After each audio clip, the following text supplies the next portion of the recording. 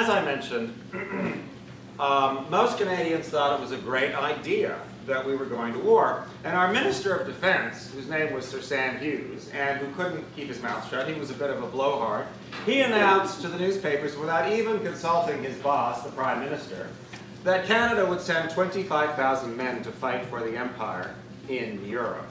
Now, at the time, we had an army of 2,500 men. Only 10%. Where are the other 90% going to come from? Well, as I mentioned, all across Canada, there were lots of young men who were thrilled about the idea of going to war. Plus, there were patriotic parades. Join in the march of the Empire's victorious troops. One God, one faith, one empire. Here are men who just signed up, marching off. Even in Quebec, they had French posters with British flags saying, "Fight for the Empire." So Sir Sam Hughes told everybody, get on the train and go across Canada to a town called Valcartier in Quebec. And there you'll get proper training. So all across Canada, there were scenes at the railway stations. Mothers and sisters and girlfriends waving their handkerchiefs as the young men got on the train and went off to war. They arrived at Valcartier, Quebec, only to find that there was no army camp there.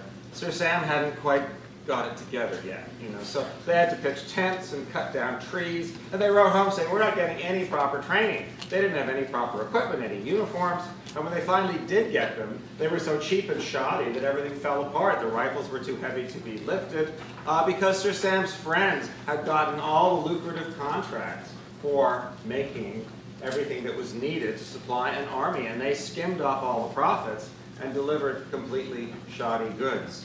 Nonetheless, by September, Sir Sam said, all right, time to send our wonderful army off to England.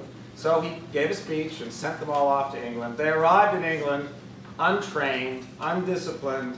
The British thought they were the worst soldiers they'd ever seen because the Canadians weren't polite. They wouldn't salute and do as they were told. They were impertinent, they were rowdy, they liked to get drunk and misbehave. And so they thought, what are we going to do with these ill-trained, undisciplined colonial rabble, as they called them? Well, by February, they decided they were just going to send them to the front in France.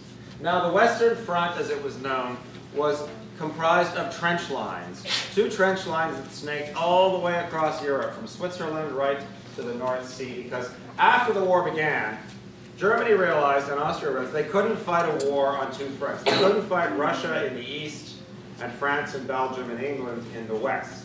They had to knock one of them out, so they thought, let's knock out France. It's the weakest link.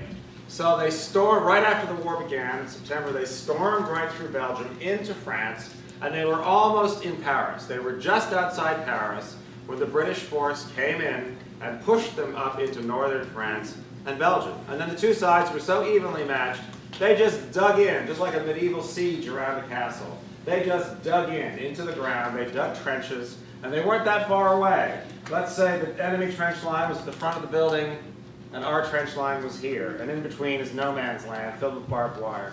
You could see each other, you could hear each other. So the Canadians were sent to the trenches near a town called Armentières. And of course, one of the veterans who was there said, you shouldn't call them trenches. Trenches is too nice a name. These weren't trenches, these were ditches.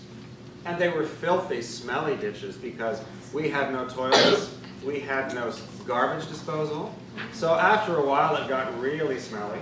And everywhere you went there were these enormous rats squealing and squeaking. And in that setting, men lived day in, day out, year after year. You see this man, can you see this man who's dug a hole in the side of the trench? Yeah. That's his home. That's where he ate and slept and lived and fought the whole time he's in that trench. These men are wearing kilts. Maybe they're from the Vancouver Seaforth Highlanders. They're a Highland regiment. Wearing kilts in the mud and the rain. And they're wearing soft hats called tam-o'-shanters. Because our side didn't realize that steel helmets would prevent deaths from head injuries. The enemy realized early on that you see those German spiky helmets, that they would prevent deaths. It took our side a whole year to come up with these tin hats that were given to the men. Because as I say, if you stuck your head up above the trench, a sniper would probably blow it off. After a few weeks in the trenches, they were sent to a place called Wipers. Now, Wipers is actually called Ypres, Y-P-R-E-S. But if your French isn't that good, you might think it's Wipers. Wipers was also a good place to get wiped out, which is why they also called it Wipers, because it was part of Belgium, the only part of Belgium that hadn't been overrun by the enemy. And all around the town of Ypres, some of the fiercest fighting of the war took place. And one night the Canadians were fighting in the trenches outside Ypres in what became known as the Second Battle of Ypres, when all of a sudden they saw French soldiers running towards them, screaming. And their eyes were huge, and they were coughing and spluttering. And Scholastic wouldn't let me put this in the book, but one man wrote, there was glue coming out of their noses and mouths. And they thought that was too gross. It is a little gross. But that glue was their lungs, which had been liquefied by poison gas. For the first time in the history of civilization, poison gas had been used in warfare.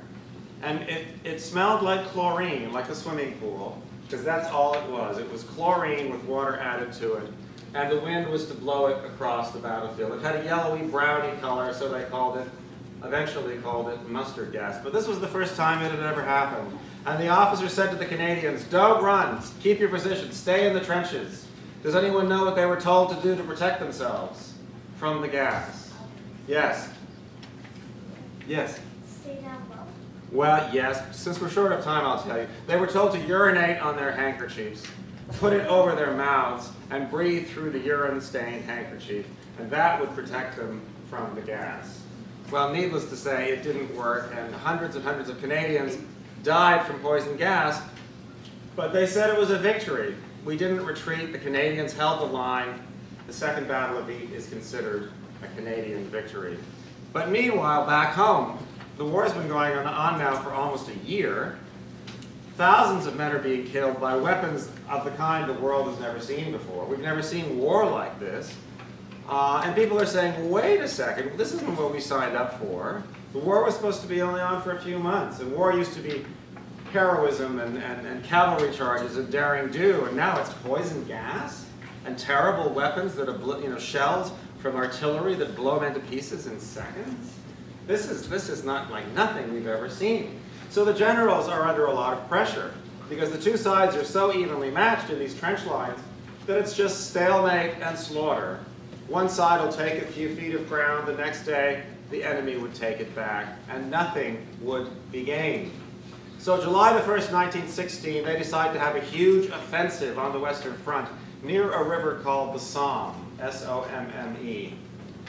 And that name still makes people shudder, because on the first day of the Somme, 55,000 British and Canadian forces were killed in one day, because the enemy had machine guns, and our side didn't believe in machine guns. And that 55,000 includes 800 men from Newfoundland. And to this day, they were all but 60 of them, I think, were wiped out in minutes. But one man who survived said it was like walking through a hailstorm. And to this day, July the 1st is a holiday in Newfoundland, not for Canada Day, but for what happened to the Newfoundlanders on the Somme. Excuse me. On the Somme. So by the end of the Somme offensive, in November of 1916, 1 million men have been killed in one offensive, and nothing has been gained by either side. So now the generals are getting desperate. They need a victory. They need a success on the Western Front. What are they going to do? Well, they realize that in a very strategic part of the Western Front is this very large high ridge, where the enemy has the advantage of height and can see for miles around, and they have gun emplacements and they have artillery, and it gives them a huge advantage. And they say, we're never going to win the war if we can't knock out this enemy bastion. Does anybody know what it was called? Yes? Well, we're short of time. It was called Vimy Ridge. And in the last 2.5 years of war, 150,000 British and French soldiers have died trying to take Vimy Ridge. But now, Christmas 1916, they decide it's the Canadians' turn. Why the Canadians? Because in 2.5 years of war, the Canadians have gone from being the joke, the worst soldiers, the boys who don't behave themselves, the worst soldiers in the British Army, to becoming the best soldiers. They call the Canadians the shock troops. And they think, if the Canadians can't take Vimy Ridge, then nobody can. So they put the Canadians under their best general, whose name was General Byng, And then his #1 general was a guy named Arthur Currie, probably the greatest general in our history whom nobody has heard of. But he was from Victoria, BC. And he said to Byng, look, I'm not sending the boys over the top just to be cut to pieces and die on the barbed wire. We're not doing that anymore. And Byng said, you're right. You go to the Somme, and you go to Verdun, another bloodbath, and you tell me everything they did wrong there, and we're going to do it differently. So Currie came back with his report, and he was the perfect man for the job. He said, all right, behind the lines, and there were 100,000 Canadian men all around Vimy Ridge. At the time, that was equivalent to our 3rd largest city. That many Canadians are gathered there by Christmas 1916.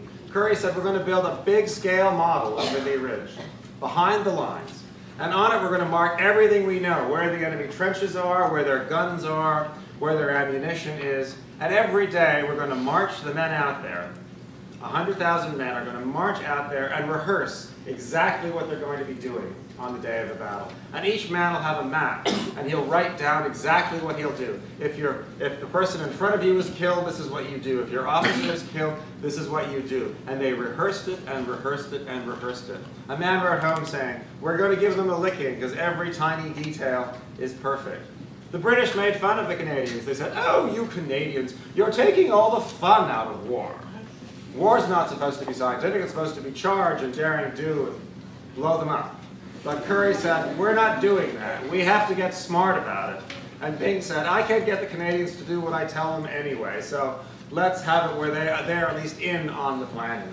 So by Easter time, a man wrote home and said, we're going to give them a licking. Every tiniest detail is perfect.